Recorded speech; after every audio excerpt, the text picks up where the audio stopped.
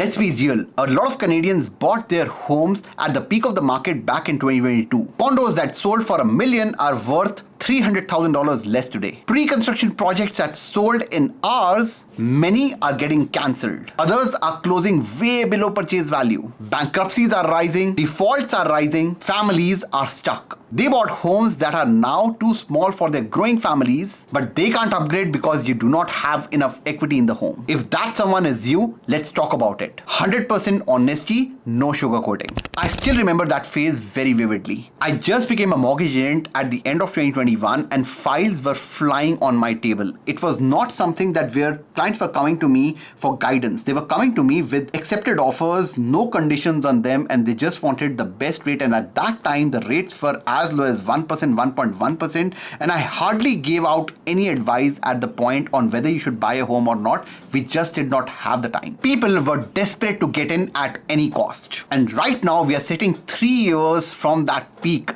and the corrections have been really hard. Home prices are down 20 to 40% depending on what you bought. People are realizing that their down payments are gone, at least on paper. And the question that I keep getting every day is, what do I do now? And my honest answer is nothing. You cannot fight the market. You cannot time the recovery. Your job right now is to survive this market without turning a temporary loss on paper into a permanent one. And the step one to surviving is do not sell. If you sell now, you lock in the loss forever. Markets always move in cycles. They always have. I understand that the prices went irrationally high and we'll probably never see those interest rates, the 1% that led to these price, hikes or increases, plus the innumerable amount of immigrants that came and jacked up the rental properties. No one saw this coming. But I feel that they'll normalize. They'll normalize in the next 5 to 7 to 10 years. It could take time, I understand, and that's not ideal, but they will normalize. But that normalization will only be helpful if you stay put. Now, this advice is more generic and your situation can be very different. And I love to have those conversations in my monthly calls that I start next month. We'll have a monthly call for 3-4 hours. I'll be on the call and you can just log in. It's completely free. You can just log in and ask your questions and I can answer.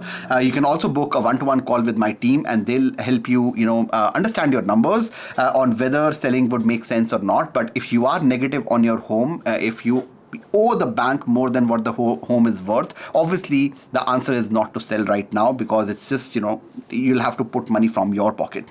Now, what should you do if you need bigger space? And the answer is rent. I see a lot of people making mistake over mistake right now. They don't have enough income to support one cash flow negative home because you can't sell the property that you bought in 2022.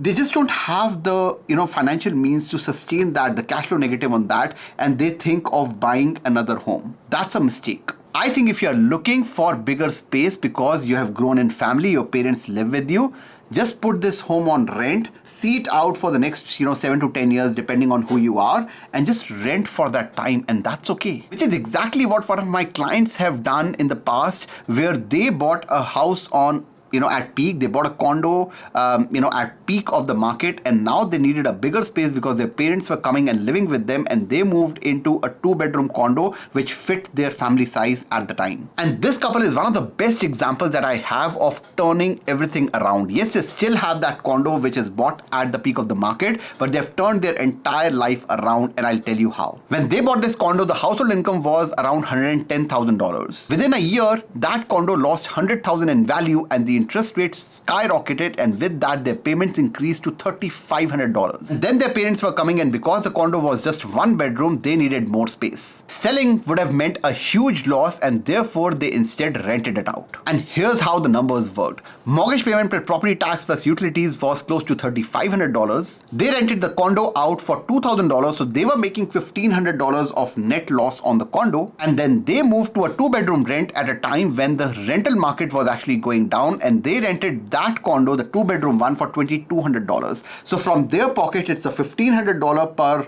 month of loss that they're making, the condo that they put on rent.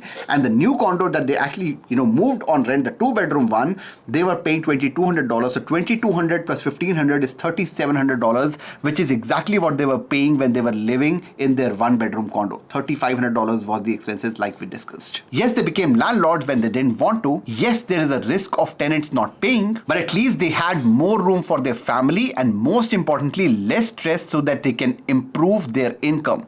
That's their biggest asset. Work on their skills and improve their income to get out of the rut they've gotten into. In just 2 years, they worked on their skills, they changed jobs, and they have moved their income from $110,000 when they bought their condo to $300,000. They've tripled their income to $300,000 of household income.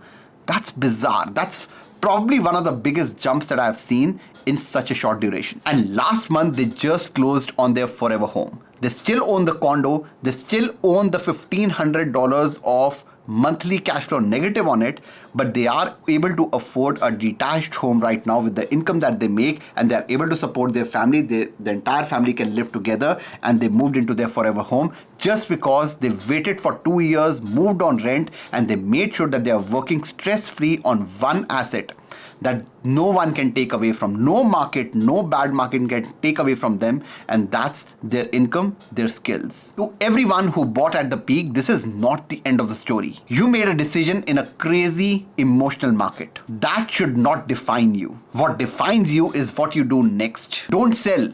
Rent smart if you need more space, and focus on your skills and improving your income. That's how you buy yourself time, options, and peace of mind. I wish I had a better answer for anyone who is looking for answers, who is looking for the question that people ask me, what should I do now? I am upside down on my home. What should I do now? And I think people should be more open to moving on rent and living on rent, because that will give you peace of mind. That would be my number one advice. If you are looking for more space, do not try to buy if your income does not support that. Your income has to drastically increase to support 2 homes. One of them is cash flow negative, and that home has to be held for a long enough time to be able to recover equity in it. And I'm not even saying making a profit. I'm just saying recovering what you put in it, and you'll probably still, sell it at a loss because you're making cash flow negative, but it will not be as much as $300,000-$400,000, which it is in some of these cases. I don't know if this video helps, but I hope this couple's example is,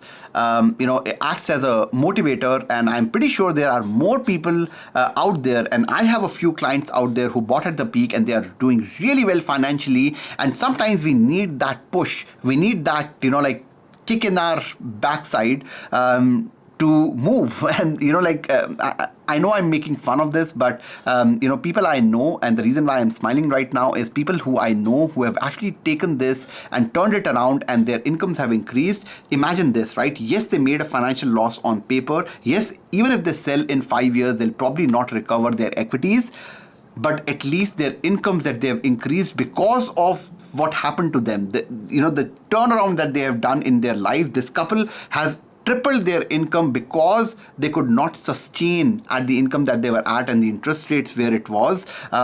All that just led to their income increase, and that increase in income, that improvement in skill will always remain with them. This loss will be gone in 5 to 10 years, but they still have 20 to 30 years of life and then their retirement and all this. Yes, it's a big loss right now, but income would cover up for this in the long run. That's all I have for today. Dislike the video if you didn't like it. I don't know how else I could have framed this, but I didn't want to stay away from this question because I'm getting this a lot right now. That's all I have for today. मिलते हैं अगली video में, तब तक के लिए bye bye.